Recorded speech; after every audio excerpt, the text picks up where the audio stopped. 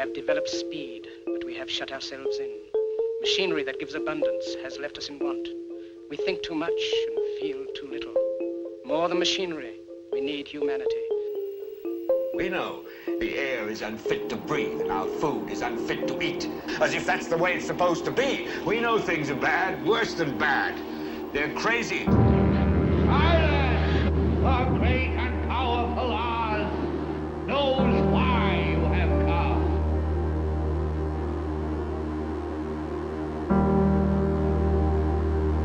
You've got to say, I'm a human being. God damn it! My life has value. You have meddled with the primal forces of nature. Don't give yourselves to brutes, men who despise you, enslave you, who regiment your lives, tell you what to do, what to think, or what to feel, who drill you, diet you, treat you like cattle, use you as cannon fodder. Don't give yourselves to these unnatural men with machine minds and machine hearts.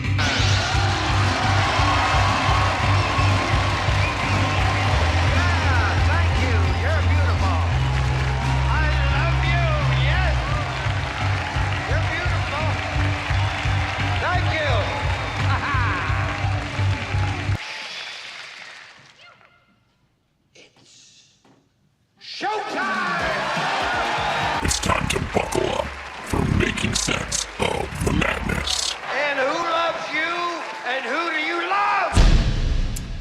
Hey everybody, Jason Bermas here, and I am very happy to announce that I am going to be hosting an Independent Media Alliance panel on Epstein. We're hoping that some more people are going to join. That's always been really what we strive for with this, and of course, it will be posted via IMA and other platforms. Let's just get right into it.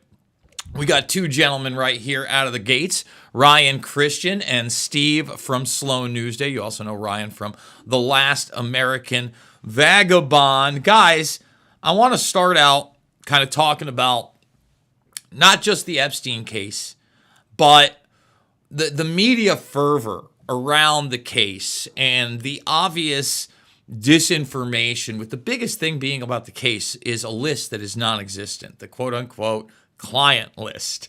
And every time I hear the client list in any of these debates that I get on, whether it be with Mario Nafal or anywhere else, and I hear that, I just know that that person really has no idea about this case.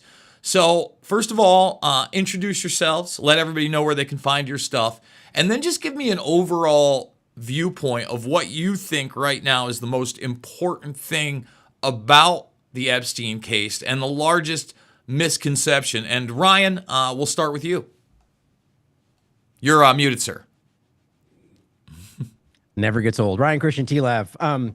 The thing that I think is most interesting, let's just, as you said, most, like, what word you use, but important is kind of the sense, like, what is most important in all of this right now? Obviously, there's a lot of moving parts to what is important around the Epstein case, or the really big story around just Epstein being one part of what that was, or even the larger aspects of what Epstein was involved in. Like, there's many moving parts.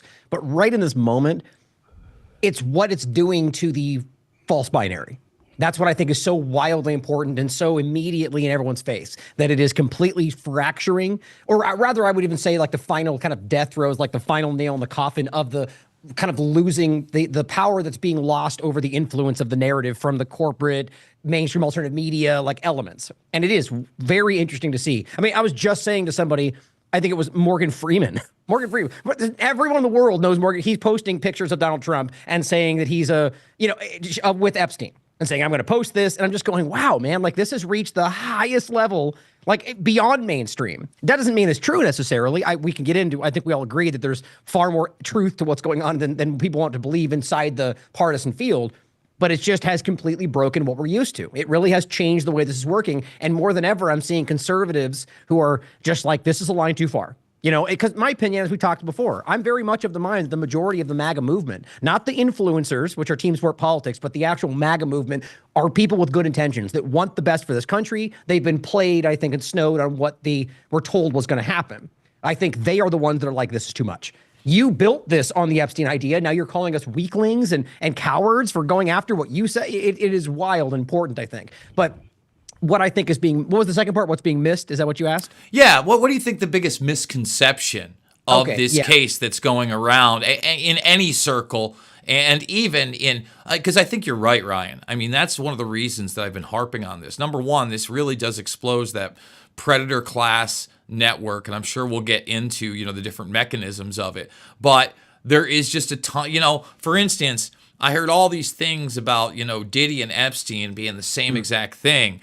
And I didn't see that at all. I'm not saying that there weren't crossover elements, but it seemed like the media was also trying to get on board. And yes, the influencer class was also trying to get on board. But that's a microcosm to me for the massive misconceptions on this case.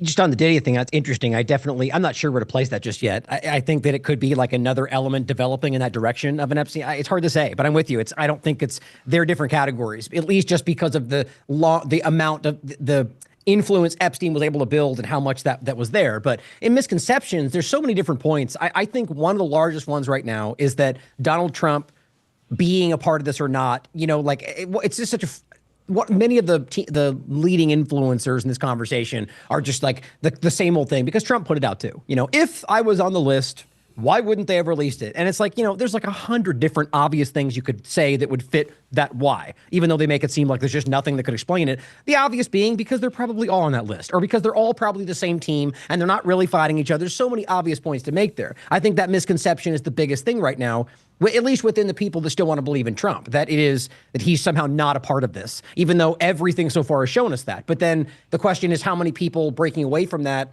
in that conservative circle who would support him, maybe still do anyway, don't think that and now think maybe he is on the list and maybe there's a reason for it. That's one of them. But I think on top of that, I think it's the one you already kind of hinted at, or I think maybe I said something. I forget who said it now. I've had a lot of talks about this recently. The point about what else is going on, because it seems like they're really trying to couch this as, he's a pedophile sex trafficker, which is enough, which is crazy. They're horrible people. But as you know, and you've talked about, that may be the smallest part of what this really was. And really the idea of the blackmail network, let's put it like this, that the pedophilia, the sex trafficking was just a means to an end to influence, to cover up, to control narratives, to get politicians to do what they want, and then the larger transhumanism, technocracy overlaps. That is being kind of boxed out of the conversation, and so as usual with the partisan field, you get they already know what we see, and so they throw you the bone of what you're already seeing in hopes that it stops the conversation. I think that's the largest part. I'd have to agree with a lot of that, but I want to go to Steve. And again, Steve, let everybody know where they can find your stuff and what's your overall take right now on what's going on via this case. And what do you think the largest misconception about this case is? So, and thanks for hosting this, Jay. It's always good to see you and hang out with you. Yeah, you can find everything over at amwakeupshow.com. We're putting content out 7 days a week, usually multiple times a day. Always good stuff going on. Bunch of different shows that get put out through the channels with various hosts and opinions and backgrounds and all that kind of stuff. So get at it if you haven't. And the amount of distractionary nonsense around Epstein in general, and then the way that partisan media has picked and chosen which bits of it they're going to cover, where the overlap is, that kind of stuff. I think all of that is a little bit lesser noise to the phenomenon that the Trump administration, the Trump DOJ, had to make a choice with how much political capital they were willing to burn on a non-release of information. And I think that it speaks to kind of, dovetail it back around with the larger transhumanism conversation and, techno broligarchy takeover of DC. It's allowing for so much more of that infrastructure to be put in place while nobody still has any answers as to what really went on at Zorro Ranch, while nobody still really has any answers about the downtown Paris apartment that Epstein owned, and so there's all these things that have been in my opinion, you deliberately removed from the conversation to make it more about what's salacious, who's on a list, whose fault it is, that kind of thing. When, a much more dangerous infrastructure and a much more permanent one, in my opinion, than what you could get off of any individual leverage or blackmail is being installed currently with the technocratic takeover. So one of the things I want to kind of focus on is the phenomenon of the Trump administration and kind of this belief that we were going to get the Epstein files, right? Because number one, when the Fox News people on the run up to this election asked him about RFK, JFK, MLK, I was skeptical. When they followed it up with 9/11, after he said yes to that, and he said yes to 9/11, as I've spoken about before, yeah, I voted for the guy, but I would have been knocking on doors for the guy if I really believed we were getting the 9/11 files. But then in the third instance, when Epstein got asked, he was extremely reluctant. He literally said, well, I guess so, maybe, we'll see. And he goes, literally, and then he goes, more so the first two than the last one. Mm-hmm. Now, at the same time, he obviously played this up from 2015 on, knowing the power of the internet and the way things were able to go viral. He knew very well what he was doing. And, I obviously believe somebody like Roger Stone put that talking point in his brain. And I think so because of, obviously mentioning Bill Clinton. There was a lot of there within the quote-unquote Democratic Party at that time, and Epstein, him being at the White House 17 times in a 2-year period. You just mentioned Zorro Ranch. Let's show that to people because I don't think they get it enough. I bring it up a lot. Guys, we're talking about somewhere that was in the middle of the you're looking at the helipad. And at this establishment, Bill Clinton absolutely, and his wife had a ranch, and Bill Richardson, the governor there, Clinton remembered him as the U.S. diplomat that the bad guys liked. So I do believe, a lot of this stuff has been completely and totally bifurcated, like you're saying. But as far as the Trump phenomenon goes, I think he thought, because he barely talked about it, and despite the fact that he hired Patel that was on shows hundreds of times talking about Epstein, and Bongino talking hundreds of times about Epstein, he could make this one go away like he had done so many other issues. And just to give a few examples of those, he loved the WikiLeaks, couldn't get enough of the WikiLeaks. Literally, it was those WikiLeaks that drove a lot of that MAGA movement into believing, super secret squirrels and white hats that were coming to save us. And then he was able to say, don't know much about Assange, don't know much about it, while his Department of Justice went after him. And then even when we got the release last year under the Biden administration, neither party said a word, didn't politically hurt him. He said, lock her up. He said, great campaign the moment he was elected. Didn't seem to hurt him. Even bringing it full force to literally just a month and a half ago when he cut the muskernuts loose, still had his base. I think he didn't realize this was the issue. On that note, Jason, it might have been the Elon thing that started that ball rolling, though, because we all did notice that there was a little bit of a fracturing right there, right? There was a divide of people that felt allegiance to Elon Musk, or that they felt confused because they felt this was all honest, and now they're like, well, wait a minute, you just been telling me to support this guy and buy a Tesla, and now and so that might have been the beginning. But you're right, up until that point, his hubris may well have allowed him to think that this wouldn't change. You're right. But I do think that he did promote it. He did lean into that. But you're right. I give him a lot of credit for his kind of non-answer down the middle thing he does. But, he did that, and plenty of his base felt that he was going to do everything he promised. And, well, to your point on leaning into it, I'll never forget when he finally got asked about QAnon. And he goes, I don't know much about it. Okay, but I know they like me. It's undeniable he's leaned into these things. Again, when you talk about 9/11 and him answering directly, let us not forget, in the run-up to the 2016 election, he talked about, well, maybe you're going to find out who did it. And then when he was asked at the Live Golf tournament, because of the Saudi Arabian financing of some of these people that we now know, He gets asked about, well, don't you think it's a little tasteless that you're here in Saudi Arabia? He's like, we've never had an investigation. It's a damn shame. We don't know who did it. It's like the former president of the United States, who's about to be the president of the United States, just said, okay, that we don't know who did 9/11. And the press, again, you're not going to get Democratic push on that. You're not going to get Republican push on that. It's only the people. And again, to your point, I always thought 9/11 was going to be that thing. I never in a million years thought Epstein was going to be that thing, But as 2015 and 16 and more of the information came out there, I'm just going to say it. One of the things, and this is all speculation, all of it. One of the things that I think if you actually got an accounting of the records and the tax records of Epstein, as Robert Barnes actually suggested on a broadcast, Barnes was spot on. I'd like to get him on my show to talk about this because he talked about the red herring of the grand jury testimony that they're going to let out, all that. It's really smart on it. You're going to see financial ties via Epstein, his banking cartel, and something in 9/11. And if you see that, that adds a whole nother dimension because we already know about Iran-Contra. So, Steve, let's throw it to you and then throw it to Ryan. What are your thoughts on all that?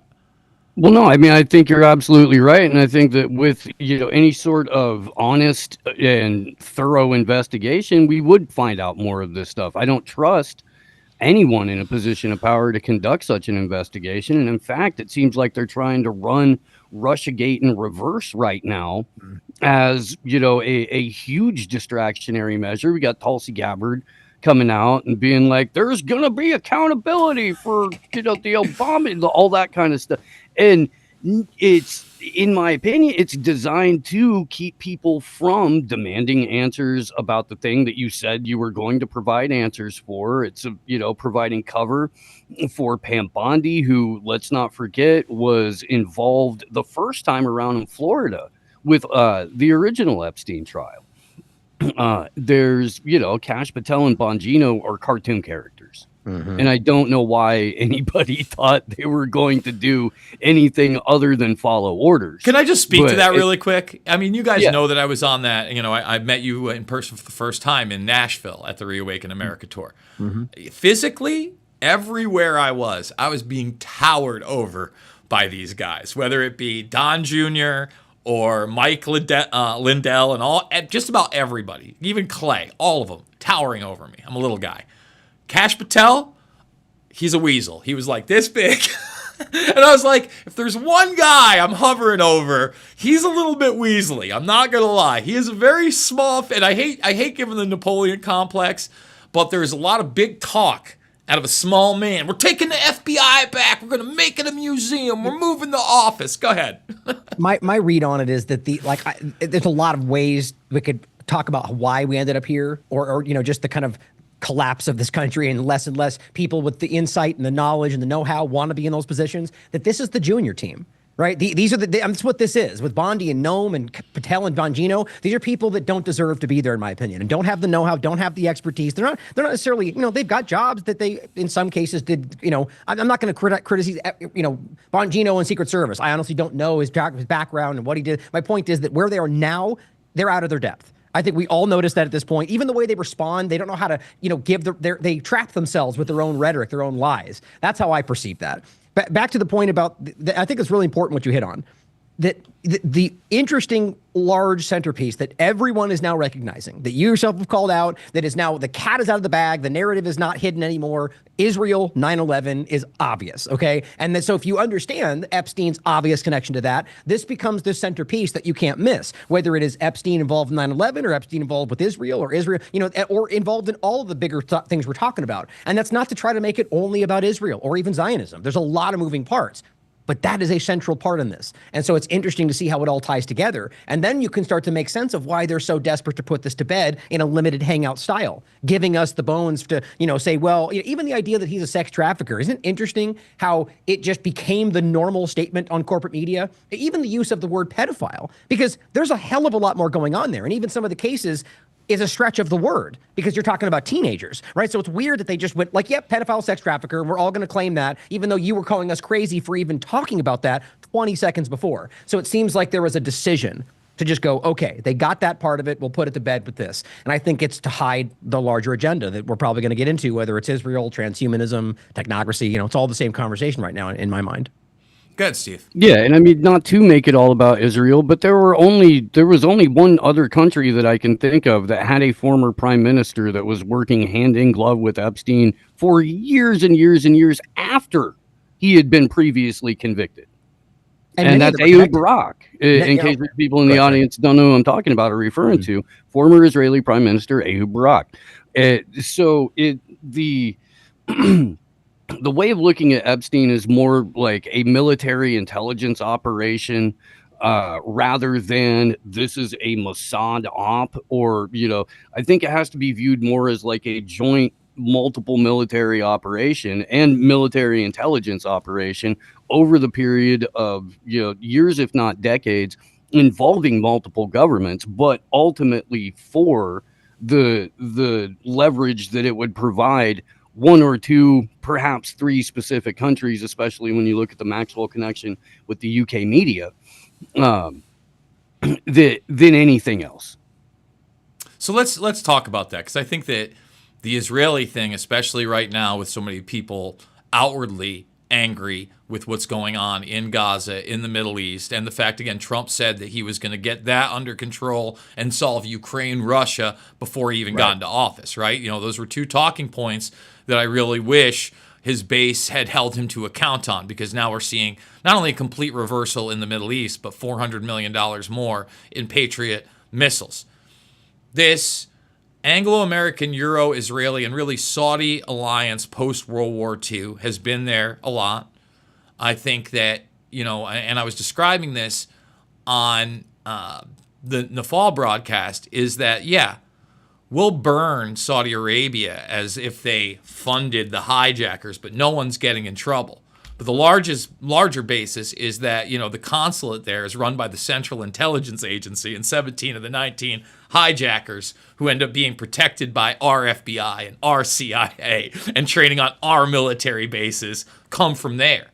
And then I further explain, I go, you know, a lot of people talk about the quote-unquote dancing Israelis. I go, I don't know if they danced, but they certainly celebrated. And what you don't know is that prior to that, you had a large spiring of almost 100 of these individuals being rounded up in the United States. And I go, yes, they were art students. That's the talking point. I go, but they were in mall kiosks around the world and around the country. And they had penetrated all sorts of known and unknown military and intel positions. And then I start talking about Amdocs and Converse. You know, you just talked about the media in the UK. Well, how about the telecommunication system that's combined in the US and Israel? And I explained, hey, they may not have been able to tap every phone and run like a carnivore or Promise software, but they certainly knew who was calling who and from what number, and then you can make associations once you find out who that number is. You know, a lot of the network was revealed. And I go, by the way, they were also arrested post 9/11, and all of them shipped overseas. And both Ari Fleischer, the press secretary at the time, and Colin Powell actually had to answer short questions from the media on this matter. And then you get into Iran-Contra and Adnan Khashoggi, who never gets charged with anything, has a harem of women. But let's be honest, again, this is the 70s, the 80s, the Middle East. Oh, you don't think a lot of these people were groomed from literally child's age to be in that harem, right? Now you're starting to find out that, you know, the guy they've portrayed in the movies as James Bond or Jason Bourne is really Jeffrey Epstein, pedophile and international arms dealer. And by the way, our president of the United States loved these people so much that he not only partied and flew with Epstein, even if you don't believe there's anything underage there, he bought Khashoggi's yacht, bought his boat. You know, on that note, it's so wild to me that we can have, like, look, I'm not going to argue because we're not ridiculous and we're responsible, that we know for sure that Trump violated a law in his engagement with Epstein, right? But the absurd idea that we can't recognize that he was well aware of what this guy was involved in because of many statements he made, or I was just reading the new report. I'm sure you guys saw about the party, the weird kind of like pageant party he had where he only invited Epstein, and there's just, well, that's not a new story. So for those that don't know, but it's circulating, is my point. Yes, and I think all of those will. Now, I'm not sure if that comes from Ari Ben-Menashe, but I think we should talk about it, right? Because let's get into it. Well, I was just to finish that. All I'm saying is that with the images, all the different times he was there's a collage going around with 17 different images of him smiling and laughing and hanging out with Epstein. The point is that we obviously know that he, at the very least, was okay with the weirdness of his, his proclivities with young women. You know what I mean? That's an important thing to understand. One quick thing before I forget. By the way, I just saw this before we went live, and I was talking about that image I was referring to. I don't think it's Morgan Freeman. I believe it's a producer in Hollywood, Morgan Freeman, with a large following, not the Morgan Freeman I thought it was, in case that's relevant. Nonetheless, same point, though, that it's gone to the highest levels of Hollywood. Go ahead. So right now, I think a lot of the older stuff is going to circulate on Trump. And look, you provide me evidence, and I'll say it's, real. But, I always tell people here, you can go and you can find Katie Johnson's testimony. Anybody can go watch it. It's available right here on YouTube in full. Now, you also have to acknowledge, I believe, that Trump got out of this one twice. That we know all the allegations, but twice that lawsuit was dropped. Here it is right here. Okay? So I don't know what to say. I got to admit, like, that party, it's like that she describes, I don't know if you guys are familiar with it. But it seems kind of eyes wide shut to me. I don't know whether or not that's Trump's style.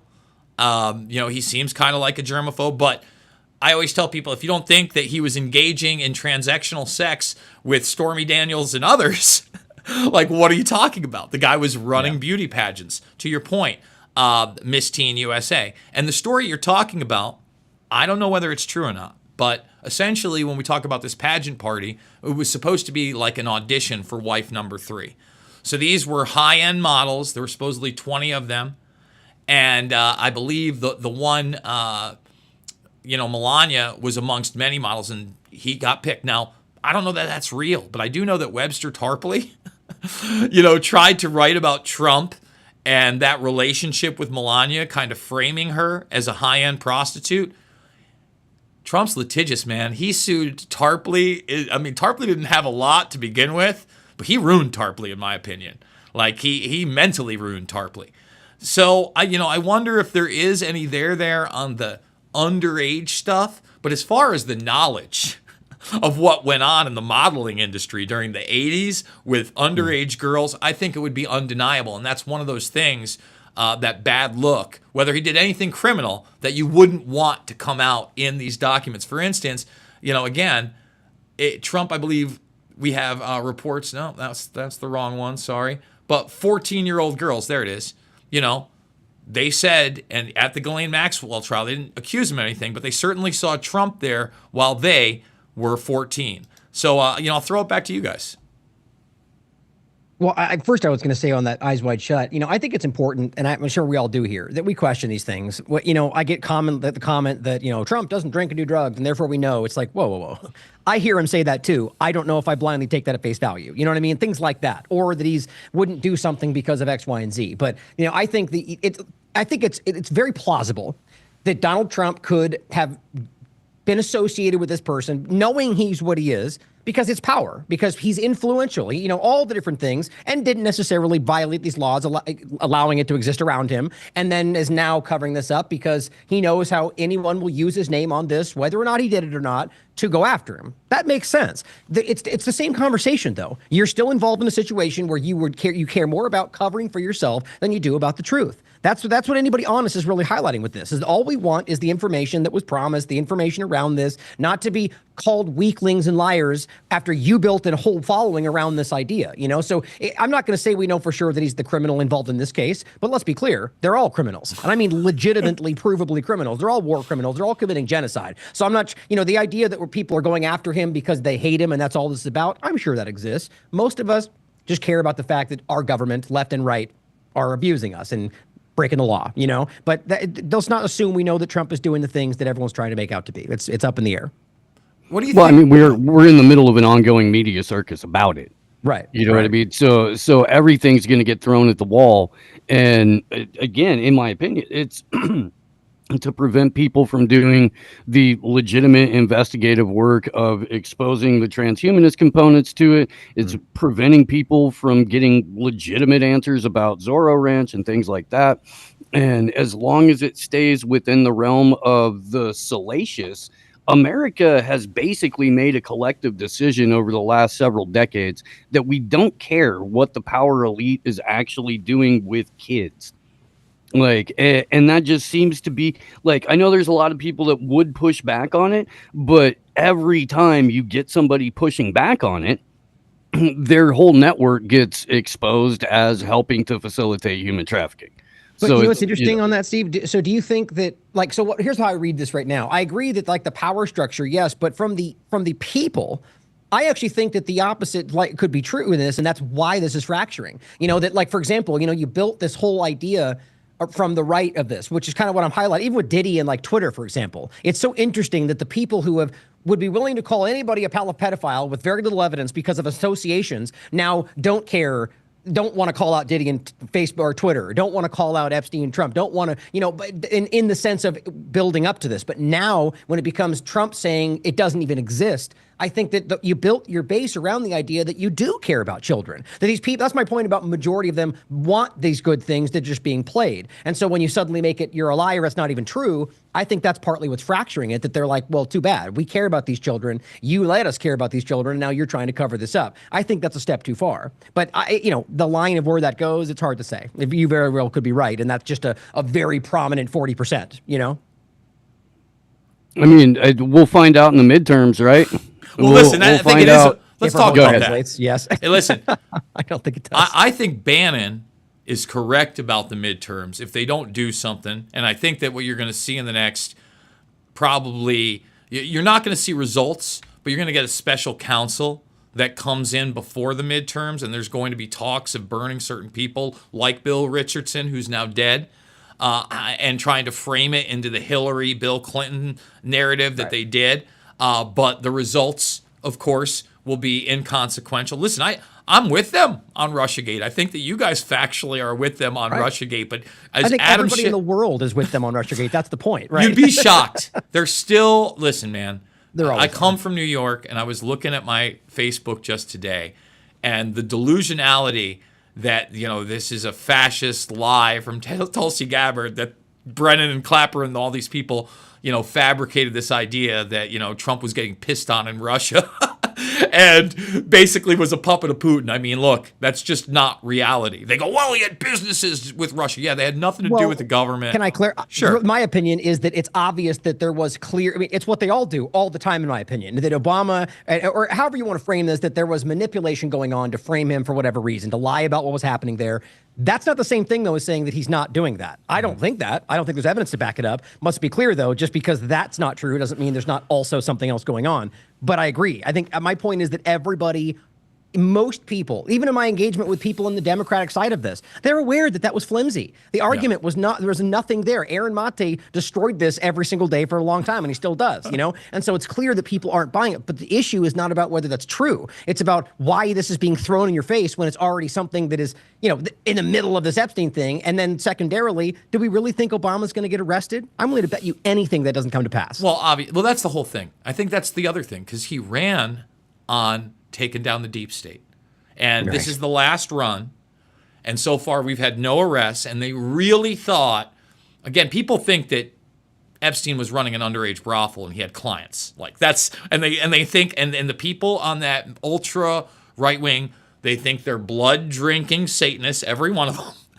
They think Tom Hanks and Ellen DeGeneres and Oprah Winfrey, and they're all on that list, right? Like we've seen the fake list. Question everything, but they need evidence for it. Yeah, well, exactly. That's my point, is that there's a lot of fantasists. But then there were other people like myself that were like hoping this was going to be the change because the rhetoric had changed, right? Yeah. And, you know, you did see some policies, at least, you know, within the WHO or the United Nations that I liked. He didn't see, you know, a bloodthirsty warmonger. He wasn't running the same talking points all the time. That's been shifting a lot, right? The actions have obviously spoken louder than words. But speaking of narrative management and this upcoming election, right? Before this story of the birthday inscription, and I don't know whether it's real, I don't know whether it's fake, I don't know whether it's a Dem op, I don't know whether it's a Republican op that maybe even Trump doesn't know about, someone running it, for whoever. But it's certainly not out of the realm of the possibility. But the narrative was already set by Trump himself. This is the next Russia, Russia, Russia. The Democrats have documents they've put in there, et cetera, comes out before. So you're going to have a certain amount of people that are going to believe that. You're going to have a certain amount of people that are going to attack that. You're going to have a certain amount of people that literally think it's fake or literally think it's real, right? And then there's somewhere in between. And then you have the $10 billion lawsuit. That creates a huge distraction. I think there are going to be more stories coming, but not stories in the realm of the arms trading, the transhumanism aspect. And one of the things that blows my mind, and again, it shows, and this is the thing, Ryan, I think this is why they think they can get away with it. Not only do you have a vast ignorance amongst the general mainstream media watching population where they're still doing the talking points and the Maddow talking points in MSNBC, but you're also getting the talking points of the alternative media or the Bannons of the world when Bannon is literally sitting on, I say 8 hours, I looked it up, supposedly it's 15 hours of interviews with Epstein himself, where he put out about 20 seconds of those interviews. And, you talk about that transhumanism aspect. He goes, and you owned an island. He goes, 2 islands. Epstein goes, 2 islands. And he goes, islands of Dr. Moreau. That's what Bannon says back to him. And he goes, that is correct. Well, that opens up a whole can of worms. I mean, why has Bannon not released these until now? He hasn't released anything at all. Yeah, that's no, it's just been like a 15-20 second soundbite for like 5 years. He's put out after he died. Why has he? Why would he? It's very conspicuous to me that it's like it's been waited until the moment that it needs. You know what I mean? Like, why would he have not put those things out? They would have been just as big. Well, maybe not as big as right now, but a bombshell.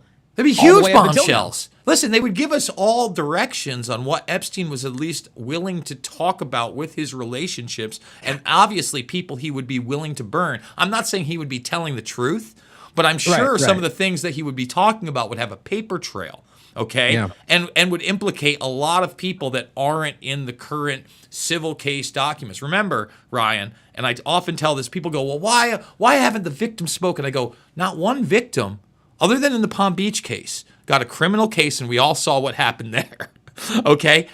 Now you have 2 separate cases, one with J.P. Morgan and one with Lehman Brothers, that one had a payout of $290 million and the other of $79 million. So now you are going to get some compensation, maybe in 1 or 2. They didn't give every victim. They didn't deem every victim credible. But if you were deemed credible, you signed NDAs.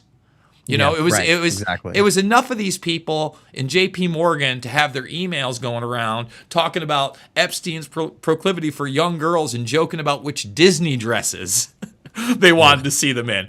Can you imagine? I mean, when you're talking about Lehman Brothers in particular, I believe. Do I have that one up here? I might. But this person literally was in the hot tub with Epstein after the conviction on his properties.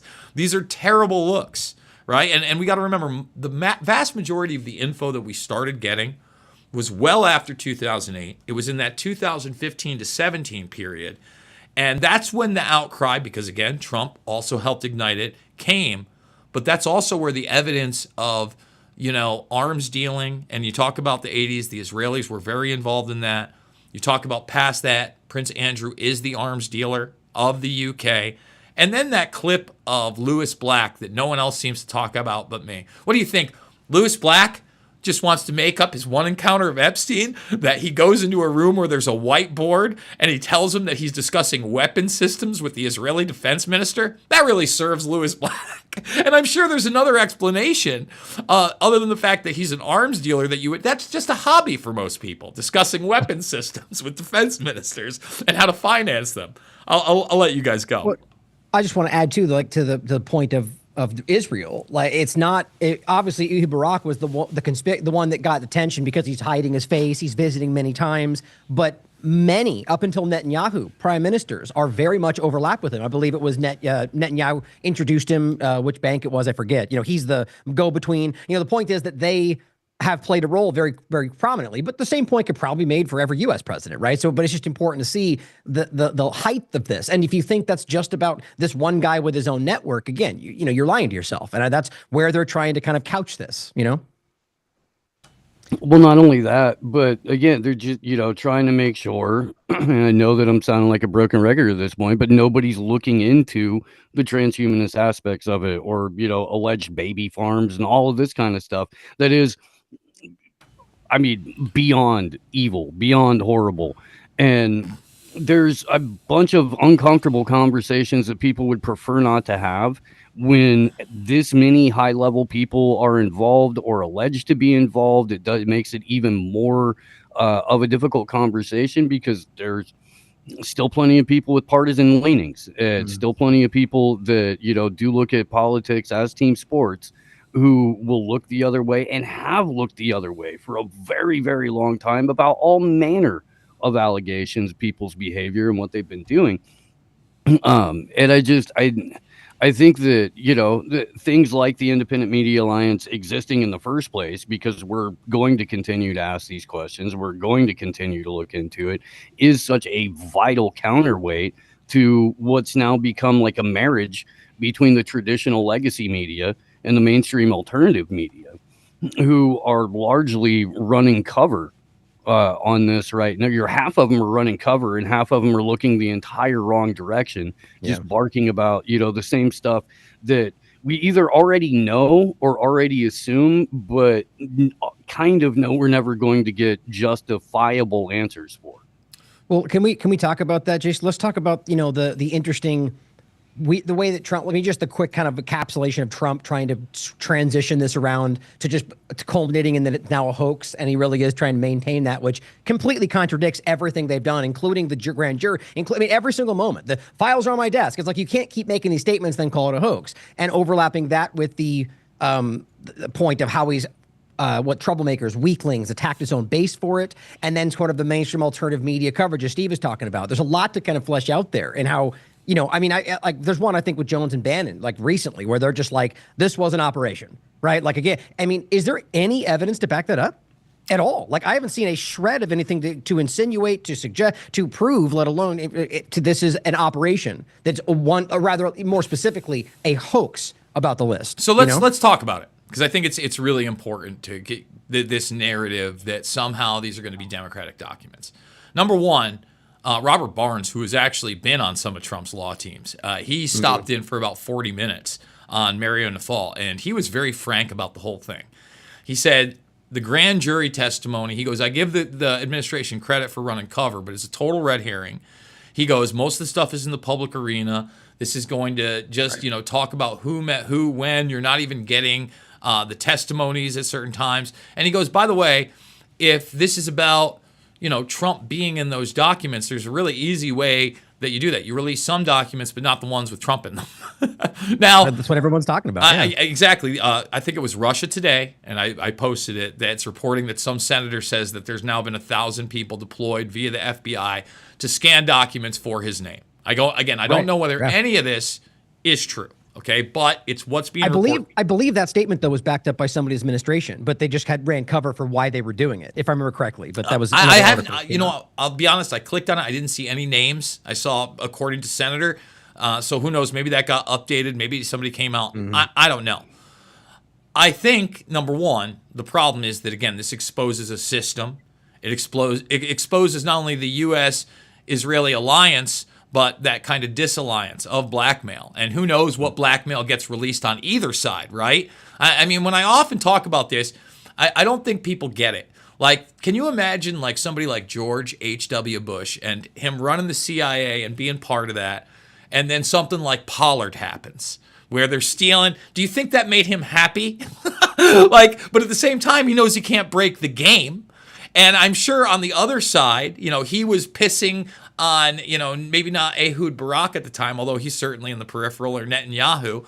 But I forget the prime minister that essentially got assassinated for daring to try to actually make the two Yeah, and Netanyahu was involved in that, and that was Rabin, right? Yeah, Rabinovic, like all the way back. That's that time period. So look, there are real consequences in these games, but at the same time, they need somebody to buy the damn arms to send down to the Sandinistas. I would add to that too, though, that in that kind of what you were showing, there's many different ways that could go. Yeah. But the one of the most obvious with what we do understand and what everyone seems to have acknowledged is that the blackmail network involved is that it's just as possible that these people were being manipulated by this sexual blackmail. That every one of these people have their weird. I mean, that's the reality I think of how this has gone, which is why we are where we are today with Trump's Zionist administration, is that they've slowly continued to. I mean, look at AIPAC; it's right on the surface. Whether it's just money directly given through normal channels or sexual blackmail, I think that they've ultimately been able to control the outcome of our policy in this country, and I think it goes back to that point.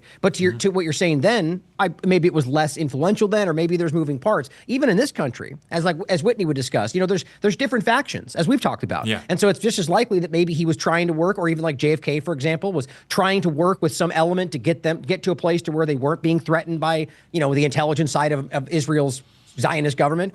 And ultimately they didn't want that, and that side won out, right? I mean, it's the same thing here. You could argue that there's vying, all of them want control of our lives. That's what I would see it as. Anybody in this country. But then there's different ideas of how they do that. And I think there's a real core idea grouping in this country that will do whatever they can to control our lives, but don't want a foreign country to be the one doing it. Like, you know what I mean? And so there's like this argument about how they get that done. And I think there's this Zionist kind of, it's just taking over. And some of them don't want that. Like even the Iran point. Remember, the claim was that Iran reached out in regard to the possible false flag to the United States and said this might be happening, and that gave them the opportunity to stop which might have been an Israeli false flag. I mean, it makes sense when you look at the bigger picture, and they won in a sense. The network has allowed them to have this control to this day, but now it's breaking down. Well, one of the things I point to, especially because the Iran-Contra scandal is just so in your face, right? Mm-hmm. And when you look at the Middle Eastern component, I mean, we haven't talked about Les Wexner, but this guy's never been criminally charged. He beat the civil suits. Dershowitz was his lawyer.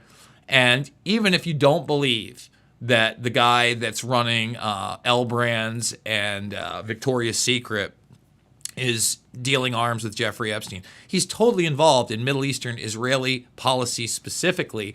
And I believe it was Frank Lutz who wrote that one report in 2004 that leaked, where they're talking about how do we keep the United States and the people behind that war in Iraq. And they're discussing, putting pregnant women out there, because Saddam was gone at that point. A lot of people that got behind that war and realized, hey, maybe we're being lied to about their involvement in 9/11. They didn't think that in 2025 we were still going to have troops in all these places. They weren't thinking 20-plus year war. They hadn't read things like the PNAC document and understood full spectrum dominance. So I think there's a big problem with, again, if now you find out you're funding all these things and pedophilia is the glue, I don't know how you get that out there into the public arena. But, the larger point about whether or not these are democratic documents, I think right now they're scurrying to figure out what they can release. And you talk about the transhumanism, man. We haven't mentioned Minsky. We haven't mentioned the fact that Peter Nygaard has been convicted, and he parallels so much of Epstein in so many ways. Mm-hmm. And the transhumanism aspect was a big one. People don't understand that Zorro Ranch, which I just showed in the middle of the desert, was never investigated. And to his transhuman point, that's where we have, I believe it was Julia Bryant saying that, she woke up and her ovaries were being taken on a medical table. And that's where we get the idea of 20 plus of these facilities for quote unquote pregnant women to raise an army of Epsteins. I mean, that is, I bring that up all the time and you wonder where else it went. And like I said, Bannon, to the point on Bannon, I often ask that question. I've asked it of Joe Allen, who I have great respect for, the author of Dark Eon. He goes, I wonder if he's keeping it as insurance, that he doesn't have to go to jail again. And I don't know. Yeah. Bannon's not a dumb guy. That's for sure. Remember, he was on both sides of the aisle for a very long time. He funded, along with Jared Kushner, who produced Sicko with Michael Moore. These are players like, yeah. As long as we've been in it, I think, Ryan, you've been doing this well over a decade and a half now. I've been doing this 20 plus years. We're babies compared to the Bannons and the Stones of the world that didn't really come into this with a lot of scruples to begin with. Well, that's the thing is they're overtaken by the partisan interest, and even if they fluctuate or change, it's kind of the same idea. But one thought I just had that to your point you made before, if you want to argue or understand why somebody might make the argument of, that our government's run by pedophiles, for example, as much as that may sound ludicrous, it doesn't have to mean necessarily that that's just like, here's the easy way to think about how that might come about. You have a foreign influence blackmail network that can manipulate politicians and their outcomes if they can catch them on video doing disgusting things. That doesn't mean that every single person in power is doing that. However, you take 20 years and you take an Israeli apparatus that is pushing these people, funding the ones they can control into power, then you find what we have today, where maybe you very well do have a government that's controlled by people that have been put there because that's who they are, because they can be manipulated by a foreign government. And that does really line up. And groomed from high school, if not college, in order to run for office and have these positions. Every couple of years, the thread makes the round again, and I saw it yesterday. The one that exposes the heck out of AOC, and it's I can't remember the exact name of the Twitter account, but it's like something Edward Bernays. And it just goes through like what her actual life was and her time at Boston University and the School of International Relations, which was established in 1989 by a CIA officer, specifically to Boston University and Georgetown recruit people for various different intelligence and governmental positions. And that's the entire, origin story of the grad program there. And so it's definitely not out of the scope of reality to assume that the vast majority of people in government, regardless of whether it's federal or state or local, have been more or less, positioned there. And it would only take 20, 30 years before you would just have, all you need is a simple majority at that point. Like, you're right, it doesn't have to be 535 people in no way, shape, or form, but a simple majority does it, or an influential minority that directs where your campaign funds go and how you get to play with the money. And what's interesting about that, and I 100% agree with that, it's just like that for the average person who maybe just sees this stuff, that's conspiracy theory. That's kind of the response you might get. And so that's, I think, probably more often than not. But what's interesting is, kind of back to that same point, which I find just so crazy today, the average house mom down the street knows well about Epstein's sexual blackmail network. It's just a weird kind of deviation. So it's like they understand that that's at least something to talk about. So if you can use that point to show here's why that comes to pass, just on that surface level, it really does open their mind to the idea of how easy something like that could come to pass. Maybe not even by design for that exact idea, but then you add your part to it. I mean, that shows this. That's like a global dynamic. Like he's over a long period of time allowing people to be groomed into positions. I mean, this goes to like CIA intelligence kind of stuff, where you can plant or people the Rhodes Scholarship. Oh, yeah, many different moving factors. I mean, this is why at this point in the world, we need to start really asking these questions. It's not, start being cowed along the idea of you are a conspiracy theory. These are very valid questions based on provable facts, points from the past, and just ask these questions. Is it possible that this is like a Manchurian candidate? That's not crazy to ask. Well, you know what? Let's talk a little. You just brought up the Rhodes Scholarship, and another aspect, of Epstein that really does not get discussed ever, in my opinion. I talked about the relationship with Bill Clinton and the White House in 93 to 95. We have the lawyer saying that he was an integral part of starting the Clinton Initiative, aka the Clinton Foundation. I think all of that's real. But we didn't talk about the fact he was CFR and Trilateral Commission. Now, CFR alone would be big enough. Again, you have that Hillary Clinton connection in her famous clip when she's Secretary of State, and she's just so giddy that the CFR is moving their main office from New York to D.C., and she's like, well, now, I don't have to go as far to be told what we're going to be doing. And you're like, okay. And then, you look at that network again, the CFR in particular into the Trilateral Commission. That's a Brzezinski op with Rockefeller. And I haven't brought up the BCCI banking scandal, but I have a section on Iran-Contra in my film. We don't even talk about Khashoggi. I believe Mark Rich is the Israeli insider that we discussed because he was very much a part of that. But one of the things that's really said after they arrest 4 people in BCCI, and BCCI was not only Iran-Contra and cartel, but went into the Mujahideen and the Bin Laden network that Brzezinski was such an integral part of and bragged about. And you could see him literally handing the arms to the Mujahideen during that time period. There's a clip in there where they're asking this guy essentially the same questions we're asking about this Epstein thing. He goes, too many people, too many favors, too many inconvenient truths, and everybody just wants this to go away. And that's it.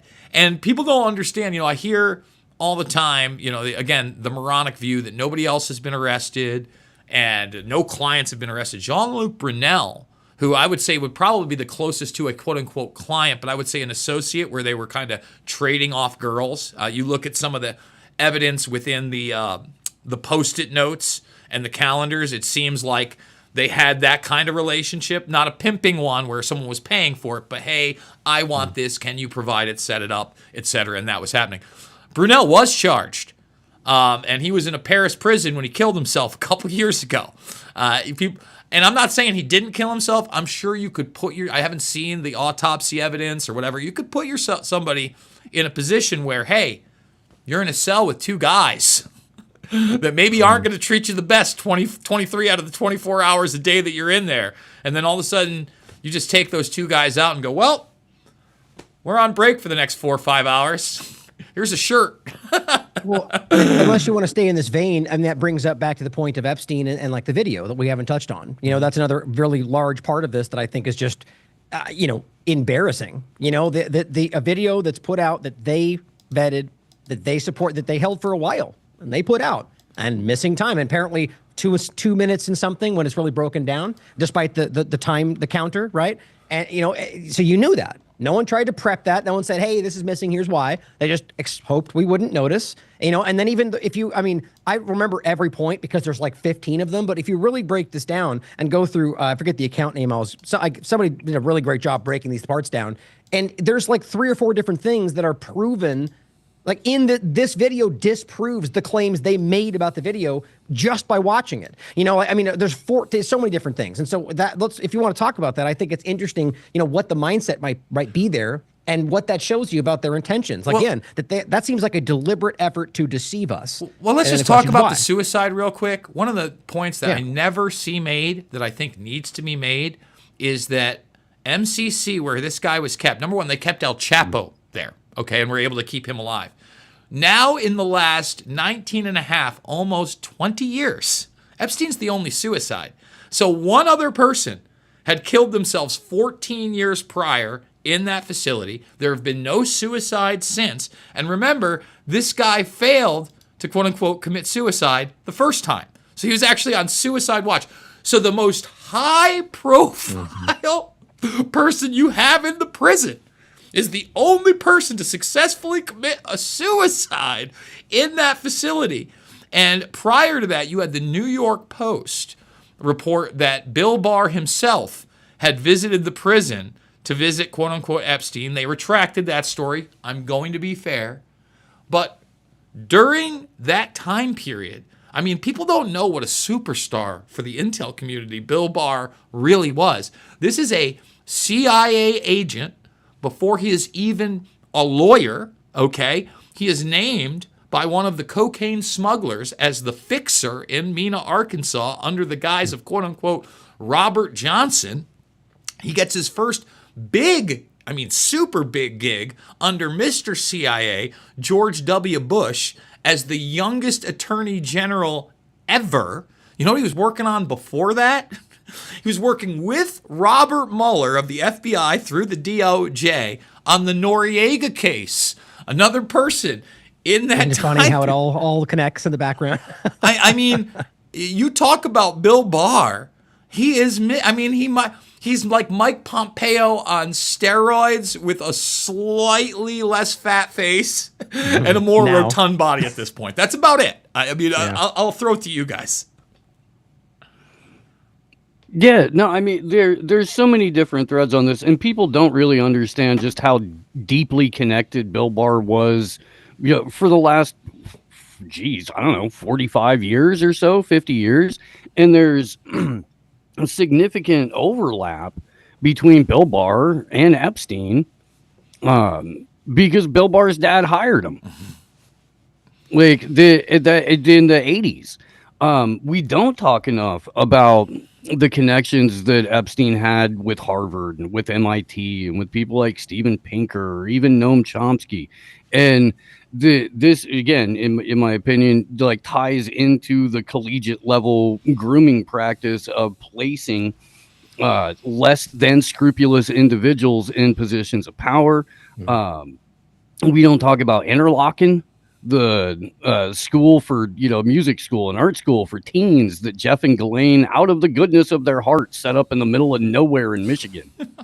Which, by the way, when I was going to high school, that was something that people would try to like get you to want if you were involved in like art or music or any, that was like a big get if you could get yourself, to the Interlochen summer camp and stuff like that. I mean, it just, not directly marketed or anything, but it was something that was in the background that like you knew about. And I had, at the time, no idea who Jeffrey Epstein was or why it might be really, really, really bad idea to go there. But it just shows the reach, and it shows all of the various different fields, which kind of does connect a little bit to the Diddy thing. Definitely connects to the Epstein operation. And then you look at the person in charge of prosecuting Epstein and Ghislaine Maxwell and Diddy, and it all goes back to James Comey's daughter. Hey, James Comey is a fine individual, and I'm sure his daughter as well. I will not have you besmirch their names, sir. Listen, I want to hit on something that we haven't hit on that you did kind of through academia and these institutes. I think another reason, among the multitude of reasons they don't want this to come down is, number one, this is showing how the world works, and it shows a lot of these quote-unquote benevolent institutions and how philanthropy is, people got a taste of it through Gates and the COVID 1984 nightmare, right?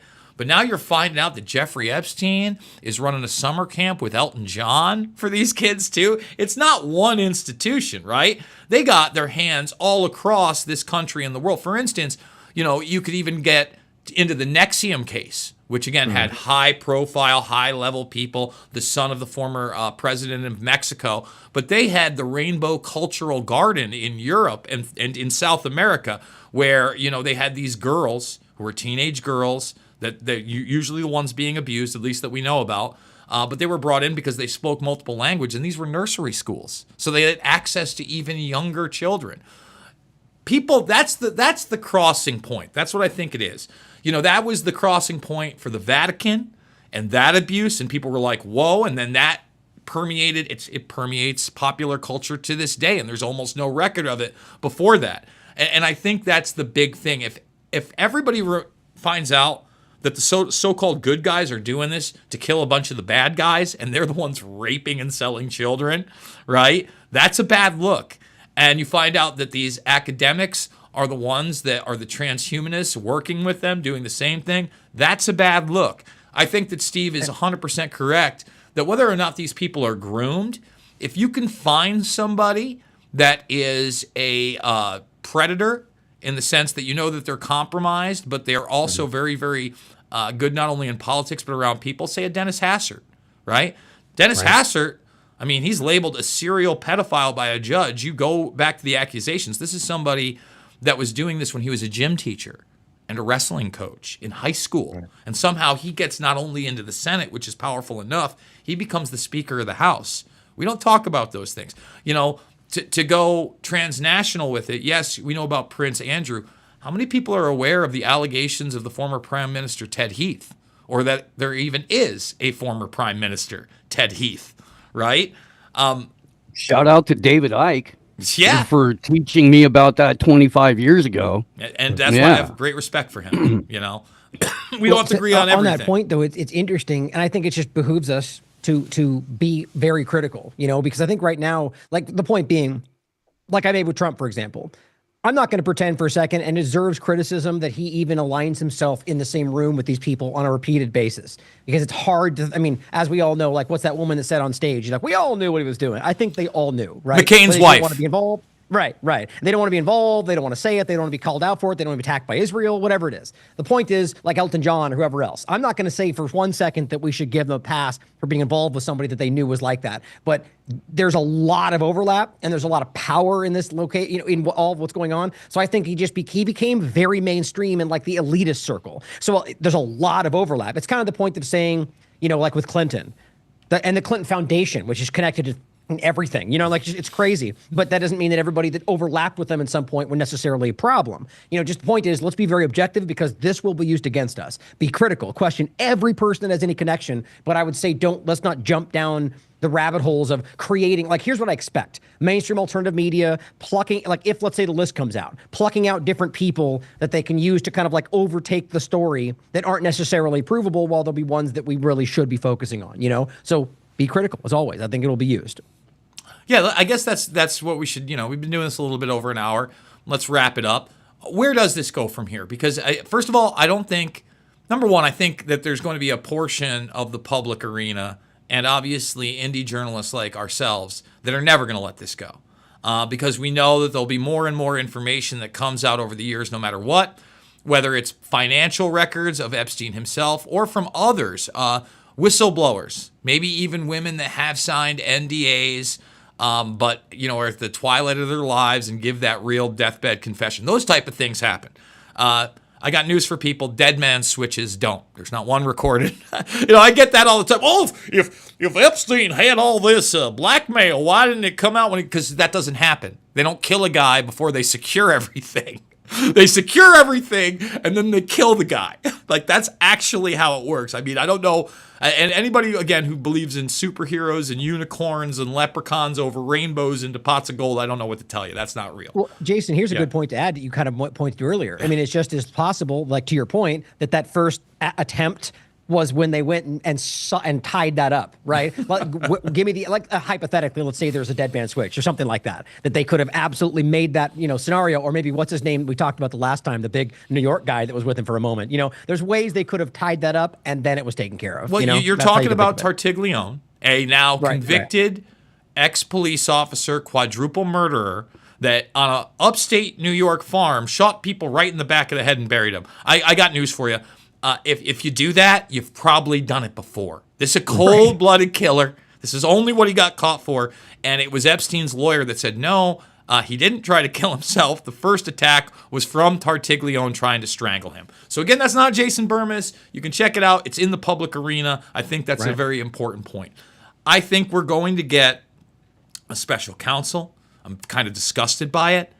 I think that the hopium is going to be back full force. Like post-January 6th style, where there's going to be days of darkness, and in March, blah, blah, blah, we're going to have, superheroes come from the sky. They're going to get it past the midterms and see how well they do, and then milk it into the next election cycle as, let's just be honest with ourselves, 2026, 2027, you start hearing about dead people. You start hearing about Bill Richardson. I will say this. You bet your ass they would burn Wexner if he died of a heart attack tomorrow. I don't think it's going to happen. I think that Wexner is one of those dudes that's sticking around Adelson style to the very end. But I don't know. I think that he is honestly just too big a player. And just one more quick point about the Israeli angles and the media and the arms dealing. We know about Argo. They made a damn Hollywood movie about it. We know Arnon Milken was a long time not only producer there, but arms dealer and Israeli agent. But that's in the peripheral. That's not being harped on by any of the talking heads, mainstream, alternative mainstream, or otherwise. And those are the things that we need to be focused on. Historical examples of this and where he fits into those historical examples. Go ahead, guys. Yeah. Well, I'll just say that, I agree. I think that on the one point being whether or not we actually get, whether it's grand jury. It's hard to see how they play this. They've already kind of floated first it was a special prosecutor, then he said, never mind. It's like, I think they're just testing the waters every day. They very well may, even Trump already came out and said that even when we do it, it's not going to settle all the troublemakers, which is like 90% of his base right now. So I'm not sure where I see this going. That could be one of the directions. It could be some kind of a fake release of something, or very well could be the list and we don't take it at face value. But we should question it regardless. But I do think that whatever they do, it's not going to put this to bed. I think that they've opened this too far. I think it's because of the Israel aspect, the genocide, the joint genocide. I mean, even to the point of what's now happening in Syria. Like, there's no putting this away. Everyone's paying attention. And so I hate to say it, but I get the sense of something worse. You know what I mean? Like that the only way, if you're at a point to where, like a Samson option, but from the U.S. side of it, not nuclear, but just the idea of something that's like, we're going to burn bridges right now because we're about to lose everything. They've lost control of narratives. They've lost control of influence. The parties are fracturing. I expect something. I'm not trying to scare anybody. I just think that they get to the point to where they need to push boundaries to be able to maybe drive us back into that position. But I do agree with you. I think that they do their best to drag this out as far as they can in hopes that they can, use other events. But if it comes down to it, that's what I worry about. But we'll have to see how it goes. Well, and that looks like the Elon Musk America First Party taking over the traditional two-party dynamic. And I see that. I see the split between Elon and Trump as a very coordinated thing. I see the Elon talking about starting another political party as, something that could be held as the nuclear option as far as that goes, if this does get a little bit too far away from him. And I think on the initial non-release, it did get way too far away from him, because all of the crazy shit that's happened since the non-release, including the, Russiagate and reverse run back, it is designed specifically to make people shut up about the one thing and, we're going to go get Obama. So it's okay. We didn't find out anything about Epstein because we're going to get Obama. And we know that he's a bad guy and he's still alive. So, that's going to become part of the hopium. It's going to become part of the distractionary theater. And yeah, if they can squeeze by a midterm election without, completely tanking the rest of their base, then you can fudge the numbers a little bit, when it comes down to electoralism, but, maybe maintain control of this or maybe maintain control of that. But I think most of this second Trump term is just setting the table for Agenda 2030 and trying to install as much of the, tech oligarchy as humanly possible, knowing that they're going to have to turn that over to Gavin Newsom in a few years. Can I add one more thought, Jason, before we wrap? The thing that I'm, kind of the worst case scenario that I worry about that we've talked a lot about on the show, and kind of what you're pointing to there, Steve, that it's worth considering that this very well may be one of two things.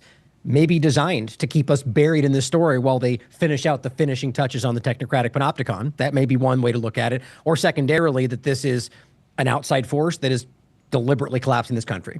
Now, I don't know where I stand on that, like the percentages of what's most likely, but there's very obvious reasons to consider that there's some kind of a Zionist overtaking of this country, or a Zionist technocratic overtaking, something like that there's a million data points to suggest. But, you could also look at it as a collaboration between the elitists in this country and other countries, but it's worth considering that, So as we go forward, we need to question these things and stop allowing the partisan game, like Steve is talking about, to, pull us away from it.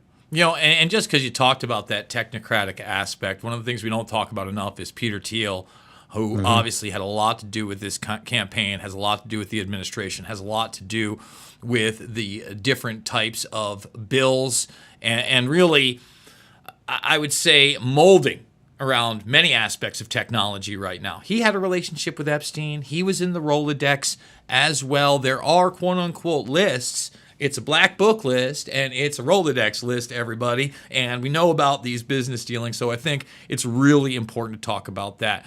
Folks, you know the drill. This was awesome. I wish more people had come in on the panel. We're going to do more of these, at least as long as I'm paying for the Zoom Premium. Please go check out both Ryan and Steve and go follow them on X. And for this guy, you know the drill. It is not about left or right. It is always about right and wrong. I absolutely love you guys, and we will see you all on the flip side.